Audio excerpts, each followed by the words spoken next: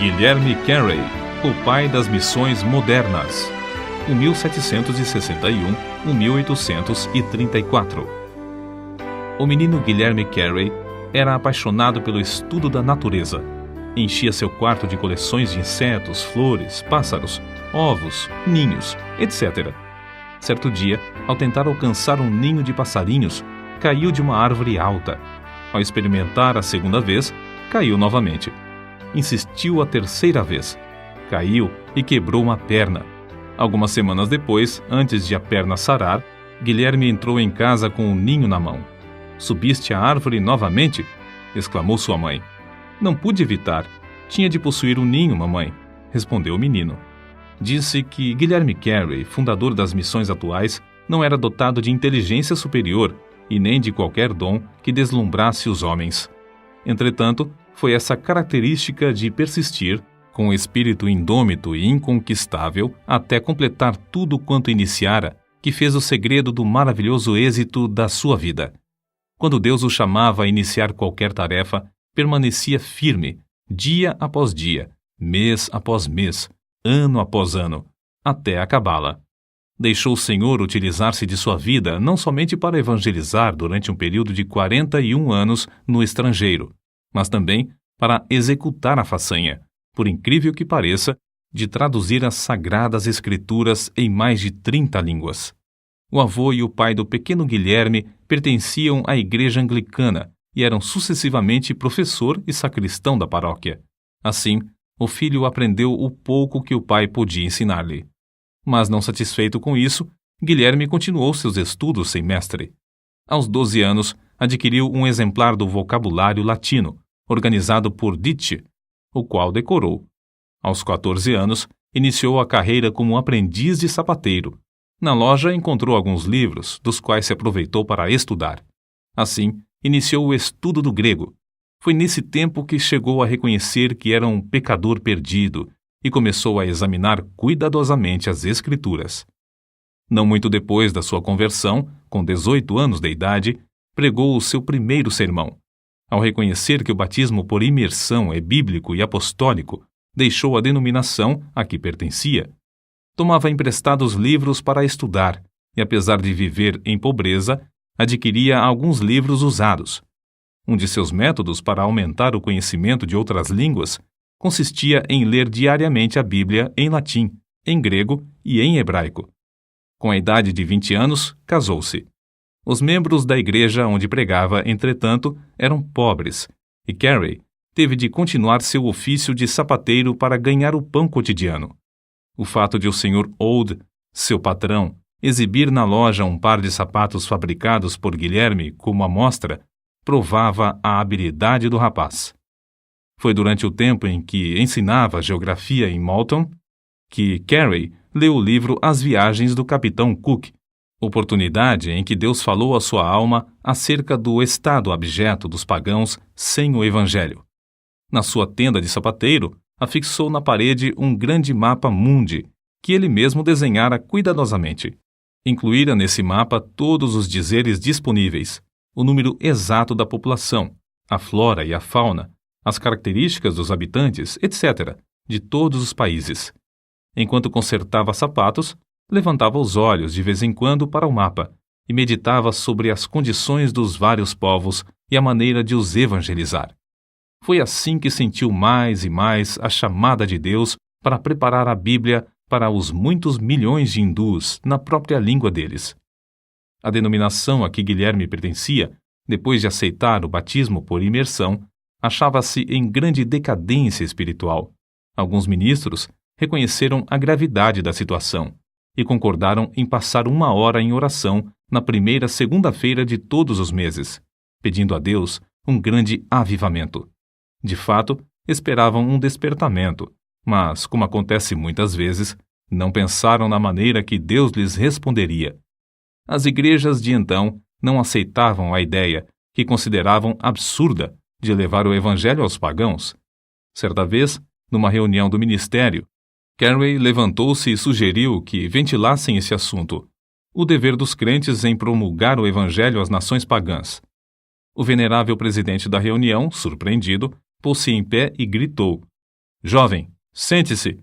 Quando agradar a Deus converter os pagãos, Ele o fará sem o seu auxílio, nem o meu. Porém, o fogo continuou a arder na alma de Guilherme Carey. Durante os anos em que se seguiram, esforçou-se ininterruptamente, orando, escrevendo e falando sobre o tema que lhe fazia palpitar o coração: levar Cristo a todas as nações. Em maio de 1792, pregou seu memorável sermão sobre Isaías, capítulo 54, versículos 2 e 3. Amplia o lugar da tua tenda, e as cortinas das tuas habitações se estendam. Não o impeças, alonga as tuas cordas, e firma bem as tuas estacas, porque transbordarás à mão direita e à esquerda, e a tua posteridade possuirá as nações e fará que sejam habitadas as cidades assoladas. Discursou sobre a importância de esperar grandes coisas de Deus, e em seguida enfatizou a necessidade de tentar grandes coisas para Deus. O auditório sentiu-se culpado de negar o evangelho aos países pagãos, a ponto de levantar as vozes em choro. Foi então organizada a primeira sociedade missionária na história das igrejas de Cristo para a pregação da palavra de Deus entre os povos nunca evangelizados. Alguns, como Brainerd, Eliot e Schwartz, já tinham ido pregar em lugares distantes, mas sem que as igrejas se unissem para sustentá-los. Apesar de a sociedade missionária ter sido o resultado da persistência e esforços de Carey, ele mesmo não tomou parte na sua formação. O seguinte, porém, foi escrito acerca dele nesse tempo: Aí está Carey, de estatura pequena, humilde de espírito, quieto e constante.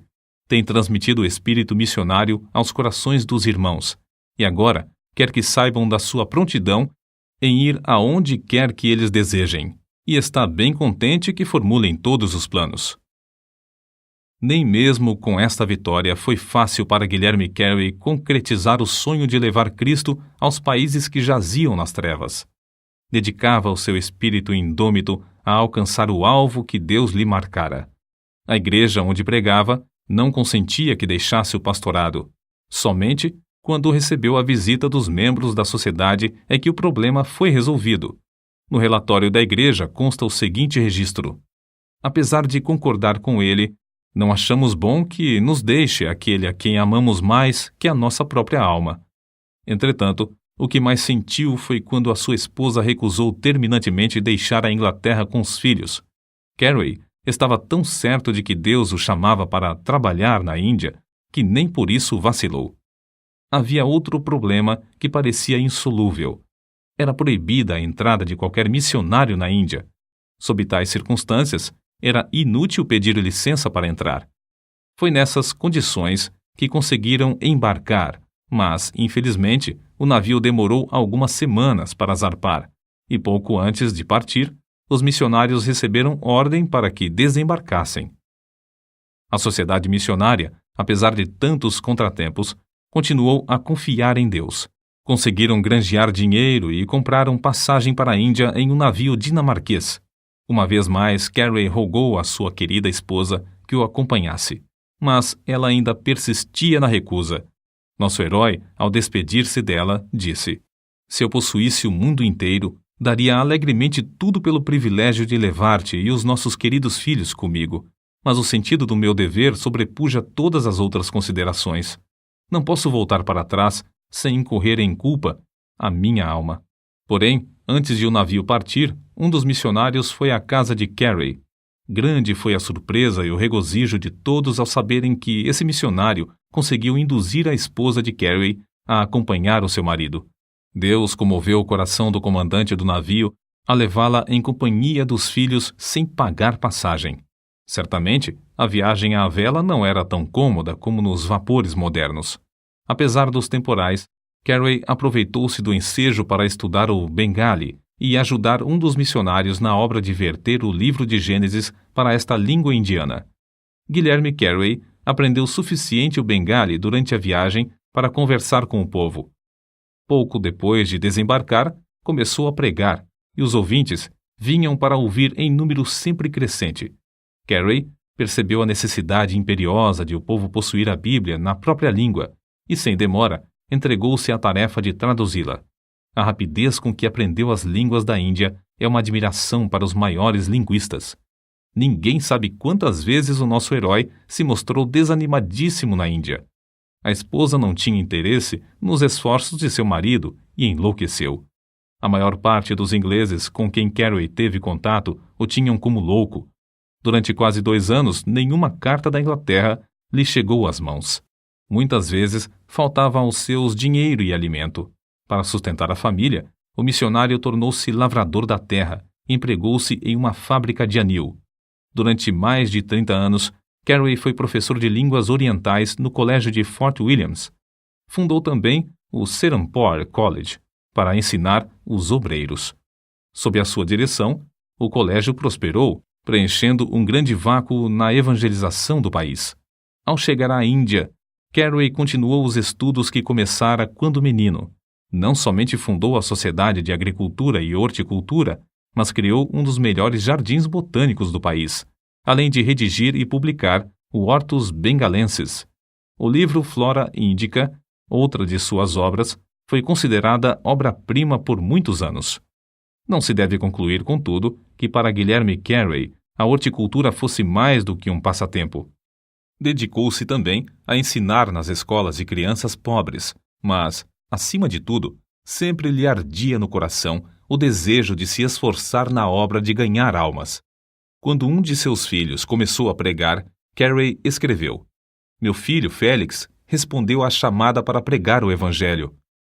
Anos depois, quando esse filho aceitou o cargo de embaixador da Grã-Bretanha no Sião, o pai, desapontado e angustiado, escreveu para um amigo: "Félix encolheu-se até tornar-se um embaixador." Durante o período de 41 anos que passou na Índia, não visitou a Inglaterra. Falava, embora com dificuldade, mais de 30 línguas indianas, dirigia a tradução das escrituras em todas elas e foi apontado para o serviço árduo de tradutor oficial do governo. Escreveu várias gramáticas indianas e compilou notáveis dicionários dos idiomas bengali, marathi e sânscrito.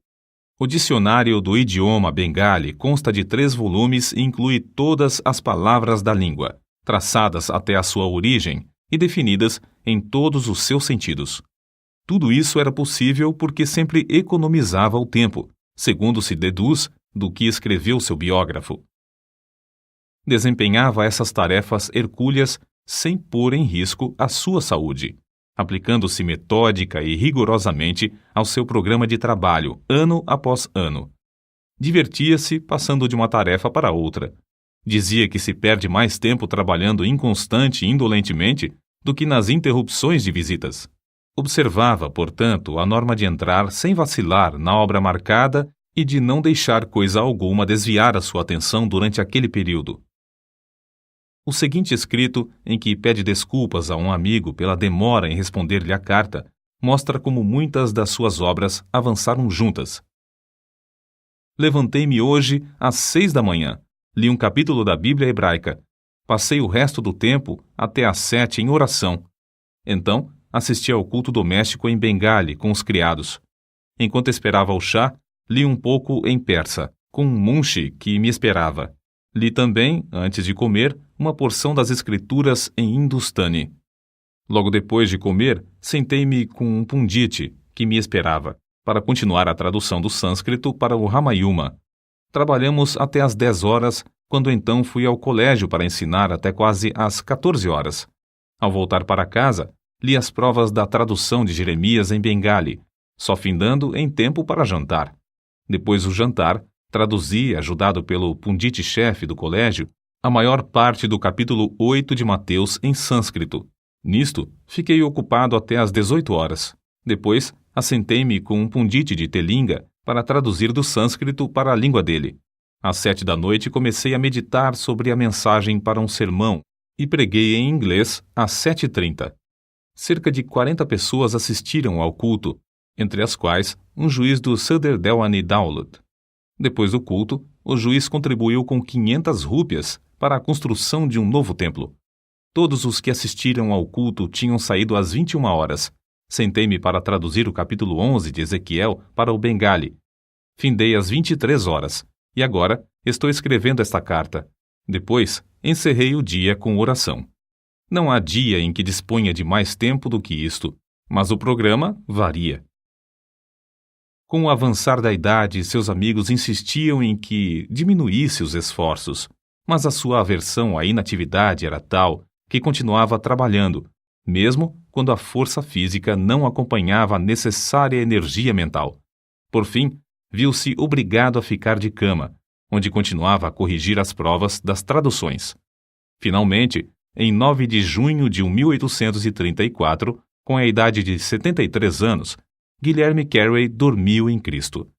A humildade era uma das características mais destacadas da sua vida. Conta-se que, no zênite da fama, ouviu certo oficial inglês perguntar cinicamente: "O grande Dr. Carey não era sapateiro?" Carey, ao ouvir casualmente a pergunta, respondeu: "Não, meu amigo, eu era apenas um remendão." Quando Guilherme Carey chegou à Índia, os ingleses negaram-lhe permissão para desembarcar. Ao morrer, porém, o governo mandou içar as bandeiras à meia haste em honra de um herói que fizera mais pela Índia do que todos os generais britânicos. Calcula-se que tenha traduzido a Bíblia para a terça parte dos habitantes do mundo. Assim escreveu um de seus sucessores, o missionário Wenger. Não sei como Carey não conseguiu fazer nem a quarta parte das suas traduções. Faz cerca de 20 anos, em 1855, que alguns missionários, ao apresentarem o Evangelho no Afeganistão, acharam que a única versão que esse povo entendia era o Pushto, feita em Serampore por Carey. O corpo de Guilherme Carey descansa, mas a sua obra continua a servir de bênção a uma grande parte do mundo.